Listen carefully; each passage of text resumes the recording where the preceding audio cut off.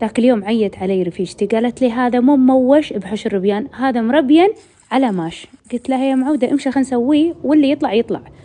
فحت الربيان مع بهارات عدلة ساعة كاملة لما استوى. تالي ذهبت البصل ورشيت عليه ملح. لما تكرمل ونشف المايه حطيت له زيت، معجون الثوم، كزبر وشبنت، والبهارات بكتبهم تحت البوست.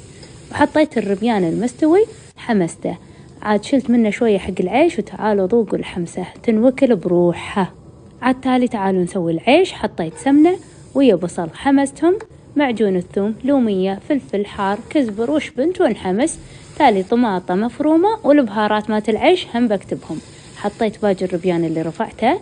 الحين العيش والماش غاسلتهم وناقعتهم، وأحط عليهم ماي واملح العيش.